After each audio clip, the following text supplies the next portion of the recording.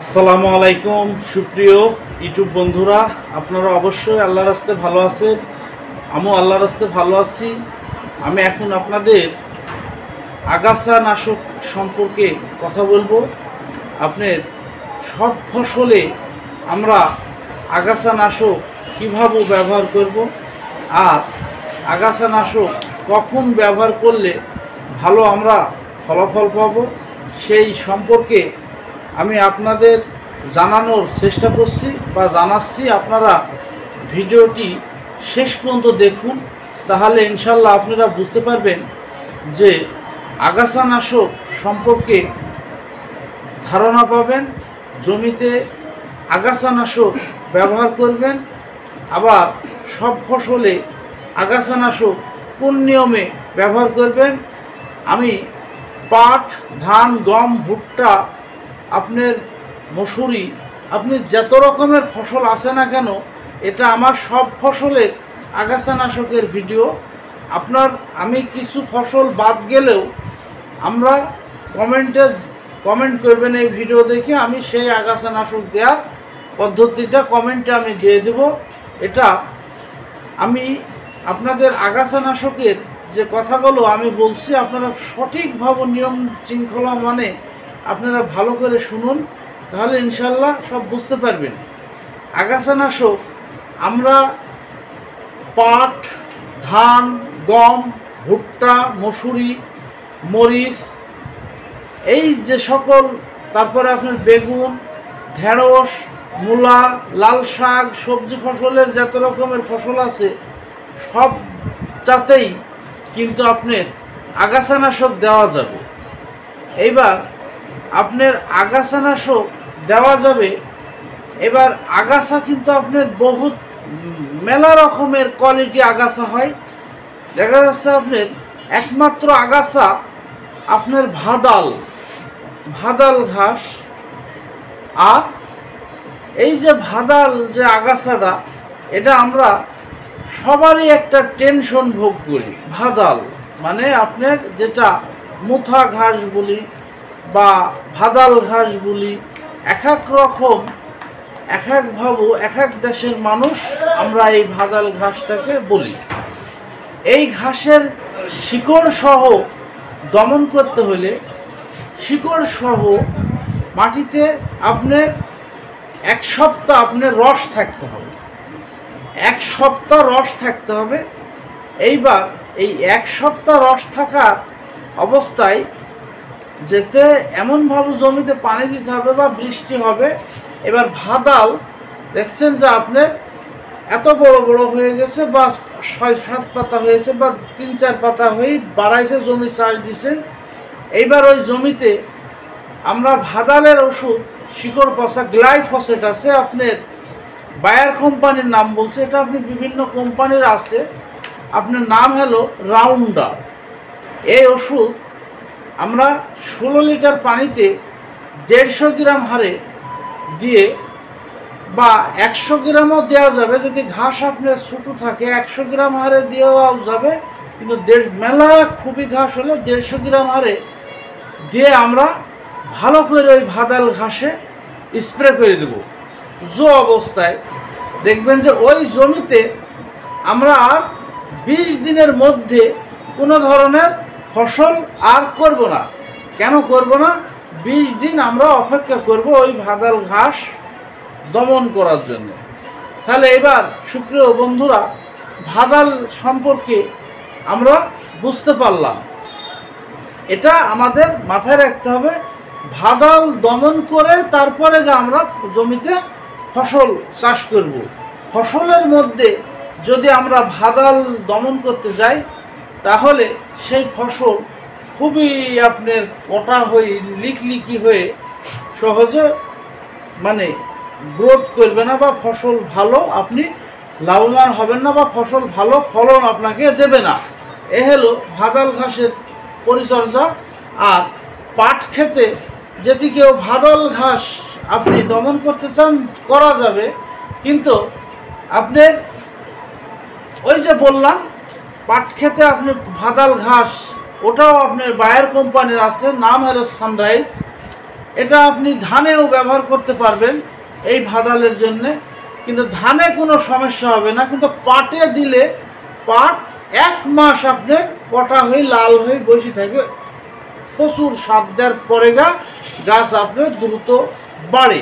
এটাও আপনার জমিতে 1 সপ্তাহ রস থাকতে হবে। তো সুপ্রিয় দর্শক, এই যে আপনার আগাছানাশক সম্পর্কে আমি কিন্তু কথা বলছি, আপনারা ভিডিওটি শেষ পর্যন্ত দেখুন, দেখলে যে আপনারা বুঝতে পারবেন। আর লাইক দিবেন ভাই, শেয়ার করবেন বা কমেন্ট করবেন, জানাবেন। আর আপনাদের মাঝে আমি ভিডিও ছাড়ি, আপনাদের পছন্দ হলেই আপনারা লাইক দিবেন। তো এবার চওড়া পাতা জাতীয় আগাছা আমরা দেখা যাচ্ছে পাট খেতে চওড়া পাতা জাতীয়, পাটের জমিতে কিন্তু দেওয়া যাবে না, পাটের পাতা কিন্তু চওড়া পাতা। তারপরে আপনার মরিচের গাছ চওড়া পাতা, ঢেঁড়সের গাছ চওড়া পাতা, মানে বড় পাতা জাতীয় ঘাসে জমিতে আগাছা। এবার কোন আগাছা দেওয়া যাবে? এটা আমরা পাট খেতে দেখা যাচ্ছে আপনার বিরকিনি মারা, বিরকিনি, শামা, ফেপসি, আতিজালা ধান, এগুলো কিন্তু আমরা জমিতে ব্যবহার করি, এই আপনার আগাছানাশক দিই। এটা আমরা পাট খেতে যে বিরকিনি মারা ওষুধ দিই, আমার সিনজেন্টার কোম্পানির আছে ফুসিলেট ম্যাক্স, আবার আপনার এসিআই কোম্পানির আছে আপনার উইন্ড নীল, স্কোয়ারের আছে আপলোড, আরও কোম্পানির বিকাশ আছে। এই সকল আগাছানাশকগুলো আমরা ফসলে যদি ব্যবহার করি, এই আগাছানাশক শুধু আপনার ঢেঁড়সে ব্যবহার করতে পারবেন, লাল শাকে ব্যবহার করতে পারবেন, ধনিয়ার জমিতে ব্যবহার করতে পারবেন, তিলের জমিতে ব্যবহার করতে পারবেন, করলার জমিতে ব্যবহার করতে পারবেন, মূলার জমিতে ব্যবহার করতে পারবেন, লাল শাকের জমিতে ব্যবহার করতে পারবেন, মরিচে ব্যবহার করতে পারবেন। এই আগাছানাশকটা আমরা যদি ব্যবহার করে পাট খেতে ব্যবহার করতে পারবো, তাহলে দেখা যাচ্ছে আপনার আঙ্গুলি জাতীয় যত রকমের আগাছা আছে, আপনার বিরকিনি, শামা, ফেপসি, দুবলি, আপনার আঙ্গুলি জাতীয় মানে গিরি জাতীয় বা ভিতরে ফসলের ভিতরে আতিজালা ধান, এগুলো কিন্তু আপনার মারা যাবে। এইবার এখানে আর একটা বিষয় আছে, এটা আপনার 33% জমিতে আপনার 4 মেশিন পানি লাগবে, আপনার ওষুধ লাগবে 200 মিলি। এই হলো আপনার। এবার এই আগাছানাশকটা ভুট্টা খেতে দেওয়া যাবে না, ধান খেতে দেওয়া যাবে না। এগুলো মানে আগাছানাশক সম্পর্কে আমাদের ধারণা আনতে হবে। আগাছানাশক মানে যে আগাছানাশক তা না, এক একটা আগাছানাশক এক এক ফসলে ব্যবহার করা যাবে। এইবার এই আগাছানাশক আমরা এই নিয়ম অনুযায়ী যেটা আমরা ব্যবহার করি, আমাদের ফসল ক্ষতিও হবে না। অনেক ভাইয়েরা আছে যে আগাছানাশক দেওয়ার ভয়ে আমরা ফসল নিড়ানি দিয়ে, প্রচুর লেবার দিয়ে আমরা দেখা যাচ্ছে খরচ বাড়াই। এইবার এই আগাছানাশক গেল, তারপরে আপনার আগাছানাশক আছে গ্লাইফোসেট, আপনার পোড়া বিষ, মানে আপনার গ্রামোক্সন, এই গ্রুপের ওষুধ। পোড়া মানে আপনার যেখান ঠেকবে সেখানে আপনার পুইড়ি ছাই হয়ে যাবে। তো ওই জাতীয় ওষুধ আমরা আর এখন ব্যবহার করব না। আমরা এই যে এটা পরে আমি ভিডিও দিছি, নাম হলো আপনার ক্লাভঙ্গ। এটাতে আপনার যত রকমের আগাছা থাকবে, আপনার আসড হয়ে ফাঁকা জমিতে যত রকমের আগাছা থাকবে সমস্ত কিছু আপনার ধ্বংস হয়ে যাবে। দেখা যাচ্ছে আপনার মাটিতে হালকা একটু জো থাকলেই হবে, বেশি রস না থাকলেও হবে। দেখা যাচ্ছে এটা যেতে আমরা স্প্রে করি, একেবারে কোনো ধরনের আর আগাছা থাকবে না। তো সুপ্রিয় বন্ধুরা, আর ধানের জমিতে আমরা আগাছানাশক দেখা যাচ্ছে ব্যবহার করব কখন? বীজ ধান লাগানোর 7 দিনের মধ্যে, ধান লাগানোর 7 দিনের 3 থেকে 7 দিনের মধ্যে একটা আগাছানাশক ব্যবহার করতে হবে। এটা রিফিট, লগ্রান, লেজার। এই যে রিফিট আর লেজার, এই দুটো ওষুধ ইউরিয়া সারের সাথে মিশে 1 থেকে 1.5 ইঞ্চি পানির অবস্থাতে আমরা ছিটাই দিলে ওই জমিতে বীজ জাতীয় কোনো ধরনের আর আগাছা হবে না। এটা গেল। আর ধান লাগানোর 20 দিনের মধ্যে আমরা অনুখাদ্য সার বলতে গেলে গ্রোজিন, থিওভিট এগুলো দেওয়ার আগ মুহূর্তে, সার পর্যাপ্ত পরিমাণ ধানের জমিতে দেওয়ার আগ মুহূর্তে আমরা ক্রাউন সিল, বিভিন্ন বায়ারের ক্রাউন সিল আর ফিল্টার, এই দুটো এসআই কোম্পানির ফিল্টার আর বায়ার কোম্পানির ক্রাউন সিল, এটা যাতে আমরা ধানের জমিতে স্প্রে করে দিই, ধানের গাছ বাদে একটা কোনো আর আগাছা থাকবে না।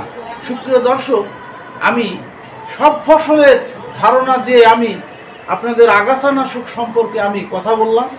তো অবশ্যই আপনারা ভিডিওটা শেষ পর্যন্ত দেখে আমাকে একটা লাইক দিবেন, আমি যেন এরকম নতুন নতুন ভিডিও আপনাদের মাঝে আমি দিতে পারি। তো আপনারা ভালো থাকবেন, সুস্থ থাকবেন, এই বলে আমার বক্তব্যটা শেষ করলাম। আসসালামু আলাইকুম ওয়া রাহমাতুল্লাহি ওয়া বারাকাতুহু।